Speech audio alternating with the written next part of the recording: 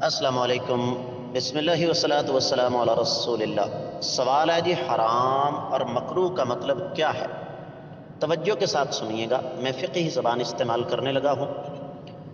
حرام کی تعریف یہ ہے کہ ما یعاقب فاعلہ وما یصاب تارکہ، ہر وہ کام حرام ہے جس کے کرنے سے گناہ ہوتا ہو اور جس کے چھوڑنے سے ثواب ہوتا ہو۔ شرک، بدعت، چوری، ڈاکہ، غیبت، زنا، بدکاری، یہ سارے کبیرہ گناہ ہیں اور یہ حرام ہیں۔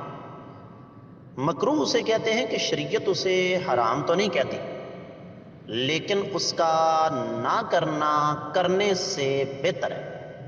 میں اس کی مثال آپ کو دوں گا، بڑی سادہ سی۔ روزے کی حالت میں منہ میں پانی ڈال کر منہ اوپر کر کے غرارہ کرنا حرام تو نہیں، لیکن مکروہ ہے۔ کیوں مکروہ ہے؟ کہ گلے کا تالا کسی وقت بھی کھل گیا تو وہ سارے کا سارا پانی حلق کے نیچے پیٹ میں اتر جائے گا۔ میں امید کرتا ہوں کہ آپ کو سمجھ آ گئی ہوگی۔ واللہ تعالی اعلم۔